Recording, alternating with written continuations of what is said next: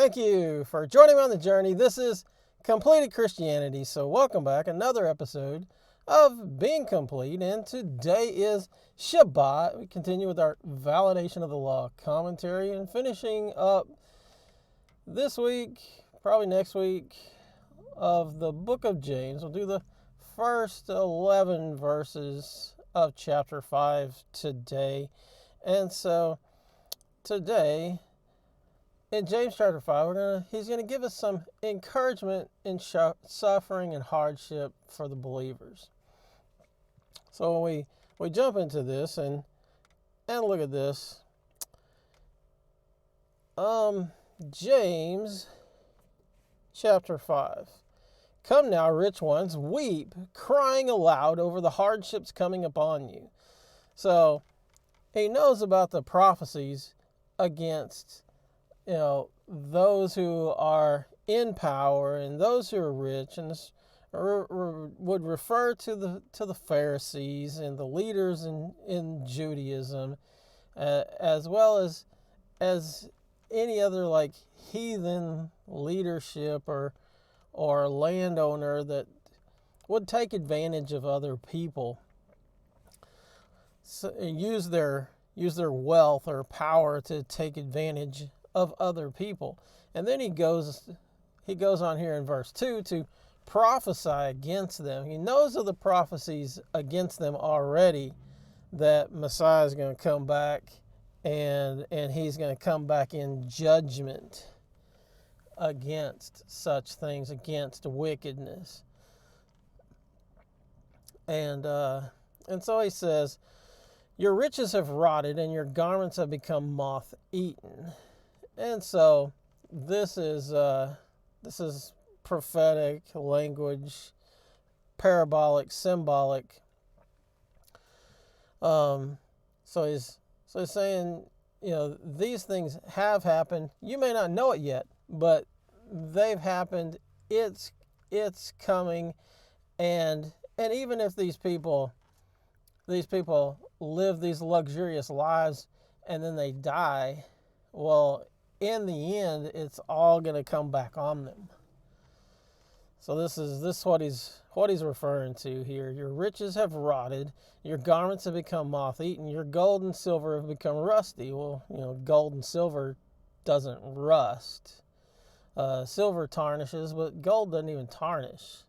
So he's using this symbolic language, this prophetic language. Your gold and silver have become rusty, and their rust shall be a witness against you, and shall eat your flesh like fire. So these things that they have used in wealth and taken advantage of others, these things are going to come back. Their own wealth is going to cause them to have their flesh eaten like fire, like in the lake of fire. You have laid up treasure in the last days. And so, in then another verse it says to not lay up your treasure on earth. But they're talking about how they've laid up treasure in the last days. And so this was written 2,000 years ago, and he's calling it the last days, and we have other verses like this. And so these last 2,000 years, they are the last days. And if you take it in the context of the creation days, and a day is 1,000 years, well, you have the 7 creation days, and so Messiah came on what would have been the 4th day. So then after that, you got 5th day and 6th day after that. So then these when we're talking in that context, well, 4, and then you got 5, 6, and then you got the 7 as being a millennial reign of Messiah as that's that 1,000 years. And so then 5 and 6, these are the last days. So it's likely what the kind of thought process is going on here. So of these things that he's talking about, of doing people using your wealth um, to take advantage of other people. He says, see the wages of the workmen who mowed or reaped your fields, which you kept back. They cry out. Those wages, they cry out, and the cries of the reapers have reached the ears of Yahweh of hosts. So this is a Torah commandment. This is a law of the Father that the workman is worthy of his wages. Well, when you keep those back, now it's also in violation of what would be the 10 commandments. Thou shalt not steal. You've stolen the labor of that person. You have lived on the earth in pleasure and luxury because you rip people off. You have fattened your hearts as in the day of slaughter. So in all of this, where he's talking to these people, it's not that he's writing to these people or that these people would actually be reading, but he's building this up as encouragement against people who have suffered such wrongs, people in the body who've been taken advantage of, whether it's in a worker situation like that, or if it's in a religious situation, whatever the situation is, this is what he's talking about here. So you've lived in the earth in pleasure and luxury. You fatten your hearts as in the day of slaughter. You have condemned and you have murdered the righteous.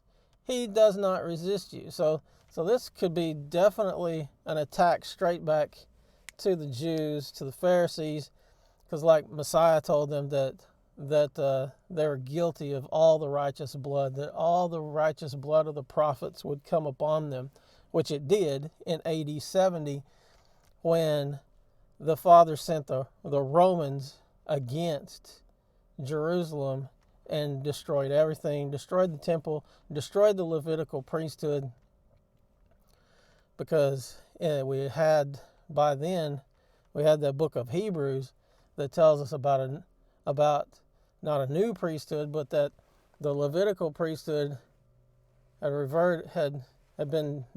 was to be done away with, and that we would go back to the Melchizedek priesthood.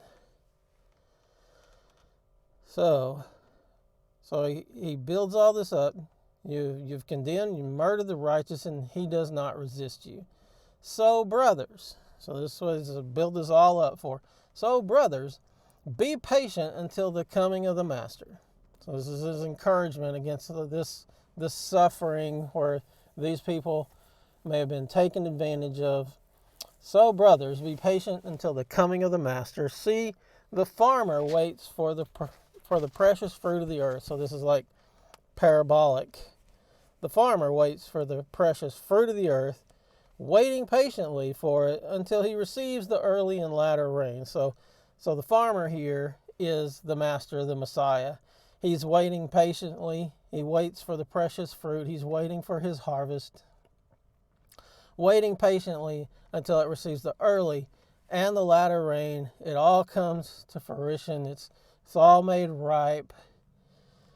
You too be patient. So our Master, our Messiah, he's patient. You too be patient. Establish your hearts, for the coming of the Master is drawn near. Do not grumble against each other, brothers, lest you be judged. See, the judge is standing at the door. So the end of chapter 4, he talked about being a judge and judging the law. But he says, don't grumble lest you be a judge. So if you're grumbling against each other, then you're coming against them in judgment, or you have the tendency to come against them in judgment and say, hey, you're not doing this right. You should be, kicked out. You should be pushed out. You should sit down. You should do something as a punishment because you don't do it the way I do it. But he says, see, the judge is standing at the door. The judge is there in these last days, waiting patiently for his harvest and to come and judge his people and to judge all the earth. My brothers, as an example of suffering and patience, take the prophets who spoke in the name of Yahweh. See, we call those blessed who endure. You have heard of the endurance of Job and saw the purpose of Yahweh, that he is very sympathetic and compassionate. And so he gives this in the end part of this, he gives this as the striving towards the endurance of Job, to have the endurance of Job, and to, no matter what the suffering, to not quit, and to keep your way as going in the direction that the Father would have us go. The Father would have us go his way and go in his ways. He says his ways are forever. It's never been done away with. His ways are forever. So, James is wrapping this up in this phase of encouragement. And so, all of us, even in this time that we live in, and the things that we see going wrong, be patient. Be patient. Psalm 89:34, my covenant I will not break, nor alter the word that has gone out of my lips. If you like the video, give us a thumbs up. Comment down below. Comments of opposition are welcome.